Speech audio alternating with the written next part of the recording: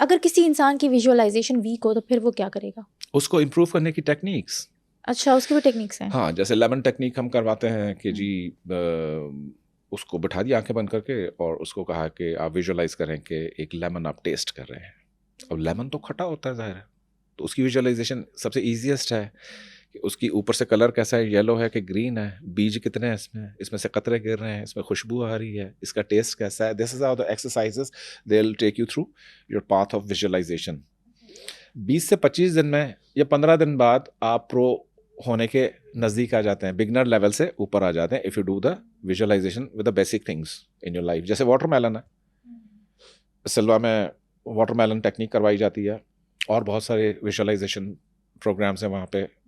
اشیاء کو محسوس کرنا سکھایا جاتا ہے, زبردست. اسمیل کرنا بھی نا, اسمیل کرنا, فیل کرنا. ٹھیک ہے. اچھا سر, ایک مینیفیسٹیشن ٹیکنیک ہے نیکولا ٹیسلا 369, اس کے بارے میں کہا جاتا ہے کہ اس کو جب آپ کرتے ہو تو آپ کی کوئی بھی خواہش نا 21 دن میں پوری ہو جاتی ہے, تو اس کے بارے میں تھوڑا سا بتائیں. 369 کے کرنے کے بہت سارے طریقے ہیں, کیونکہ نکولا ٹیسلا نے 3, 6 اور 9 کی جو تھیوری دی تھی وہ ایسے ہی تو نہیں دی تھی, لیکن زیادہ most prime numbers of the nature, اور ہر چیز کی ہی تخلیق انہی فارمولوں پر رب تعالیٰ نے فرمائی ہے, جو کہ تھوڑا بہت علم عطا ہوا ہے اس دنیا کو. ایک قطرہ سمجھ لیں رب تعالیٰ کے سمندر میں سے, کیونکہ کلام پاک میں آتا ہے کہ اگر ساری دنیا کے درخت قلم بن جائیں اور سمندر جو ہے وہ سیاہی بن جائیں تو بھی رب تعالیٰ کی باتیں ختم نہیں ہوں گی. یہ دنیا کی بات ہو رہی ہے. اب ایسی پتہ نہیں کتنی دنیا رب تعالیٰ بنائے بیٹھے, وہاں کون کون سے علم چل رہے ہیں, کون کون سی تھیوریز ہیں, ڈائمینشنز ہیں that we are totally ignorant in today's world. But یہاں پہ 369 کی جو بیسک فنڈامنٹل ٹیکنیکس ہوتی ہیں, کوئی چیز آپ نے 3 دفعہ لکھی, پھر 6 دفعہ لکھی, پھر 9 دفعہ لکھی. ایک ہی تھاٹ آپ نے 3 دن مسلسل 30 دفعہ لکھ لیا, اگلے دن وہی تھاٹ 3 دن بعد 6 دن کے لیے آپ نے وہ 60 دفعہ لکھ لیا, پھر وہ 6 دن پورے ہوں تو اگلے 9 دن کے لیے وہ تھاٹ آپ نے 90 دفعہ لکھ لیا. Okay, different techniques of 369. اس کے پیچھے ویسے سائنس کیا ہے, کیوں بنی تھی یہ ٹیکنیک, کیسے بنی تھی؟ ہاں یہاں پر جیسے عددی علم ہے, علم العادات کا, تو یہاں پر 369 اب دیکھیں تو 3 اور 6 بن کے پھر 9 بنتے ہیں, اور 9 اور 9 پھر 9 بن جاتے ہیں, 18 بن جاتے ہیں, پھر وہ 9 بن جائیں گے. تو اس طرح سے ہم تخلیق کے ان سارے پیرامیٹرز یا سوئچز کو باری باری پریس کر رہے ہیں کو جو ہمارے کو وہ چیز حاصل کرنے میں مدد کر دے. ارے واہ, کیا بات ہے, زبردست. لیکن سر اگر یہ سب کچھ اتنا آسان ہے تو اس دنیا میں پریشانیاں اور غم کیوں ہیں؟ سب مینیفیسٹ کر کے چیزیں حاصل کیوں نہیں کر لیتے؟ کیونکہ ہمیں شروع سے بتایا پڑھایا نہیں جاتا کہ یہ اتنا بڑا جو اپریٹس ہمیں دیا گیا ہے اس کا کام کیا ہے. کیا اس کا کام صرف اتنا ہی ہے کہ ہم سینما جائیں, وہاں کوئی اچھا سین آئے تو ہم ہنسیں, وہاں کوئی برا سین آئے تو ہم رو کر باہر آ جائیں. ریئیکٹیو بیہیویئر ٹھیک ہے, سم ٹائمز ریئیکٹیو بیہیویئر چاہیے ہوتا ہے آپ کو.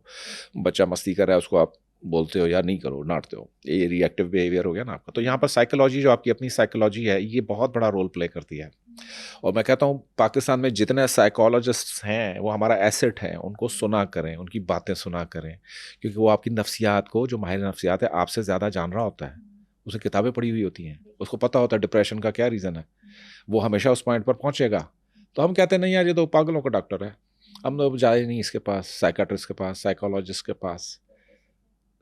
یہ ساری چیزیں کاؤنٹ کرتی ہیں ان میں. اچھا, تو مطلب یہ ہمارے مائنڈ پہ ڈپینڈ کرتا ہے, اگر ہمارا مائنڈ جیسا ہوگا ہم ویسے ہی اپنے آپ کو اسٹرکچر کر رہے ہوں گے یا زندگی میں فنکشن کر رہے ہوں گے. ایگزیکٹلی. ہماری سوچ جس لمٹ پر آ کر ختم ہو جاتی ہے تو ہماری جو اگلی منزل ہے وہ تو اس کے باہر کھڑی ہے نا, اس کے اگلے اسٹیپ پر ہے نا, کیونکہ ہمیں آگے نظر نہیں آ رہا ہوتا کہ یار یہ اچیویبل بھی ہے کہ نہیں ہے. اب بڑے بڑے جو کوہ پیما ہوتے ہیں, ماؤنٹینئرز ہوتے ہیں, تو وہ ماؤنٹین کیوں چڑھتے ہیں؟ آپ کے خیال میں گھر میں وہ آرام سے سوتے رہے نا, ان کو کیا پڑ گئی ہے ماؤنٹین پہ چڑھنے کی؟ No, they want to conquer, they want to achieve that apex, that limit. وہ اوپر جانا چاہتا ہے, وہ نظر آنا چاہتا ہے کہ یار اس میں اتنا اوپر آ گیا ہوں, ہمالیہ کے چوٹی پر, کیٹو کی چوٹی پر, اب یہ سارے مجھ سے نیچے ہیں. That is the sense of achievement in a mountaineer which pushes him to climb further. برف آ رہی ہے, تودا آ رہا ہے برفانی پہاڑ کا, کچھ بھی آ رہا ہے, نہیں چڑھو, اس سائڈ سے بھی فیل ہوئے تو اس سائڈ سے چڑھو, اس سائڈ سے فیل ہوئے تو تیسری سائڈ سے اٹمپٹ کرو اس کو. تو that is the motivation and the force which is required to achieve anything in life. اچھا زبردست. اچھا سر ہم نے بالکل اسٹارٹ میں ذکر کیا تھا کہ مینیفیسٹیشن سے نا آپ کے پاس کاروبار کے لیے پیسے بھی آ جاتے ہیں. اگر آپ شادی کے لیے پارٹنر کو مینیفیسٹ کرنا چاہتے ہیں وہ بھی آ جاتا ہے. لیکن اگر ایک انسان کے پاس کاروبار کے لیے انویسٹمنٹ ہی نہیں ہے, شادی کے لیے پارٹنر ہی نہیں ہے, تو پھر یہ کیسے پاسبل ہو سکے گا؟ اب اگر اس کے پاس ایسا کچھ بھی نہیں ہے لیکن ایک رب تعالیٰ نے اس کو تصور کی طاقت تو دی ہے نا. اب یہاں پر میں نے جیسے شروع میں کہا تھا کہ ہم تھاٹ کو سمجھیں گے پہلے کہ تھاٹ کیا ہے. تھاٹ ایک انٹرنل میکینزم تو ہے ہی ہے, لیکن اس کا ایک ایکسٹرنل امبوڈیمنٹ ہے, ایک سورس ہے, غیر مرئی کچھ لہریں ہیں.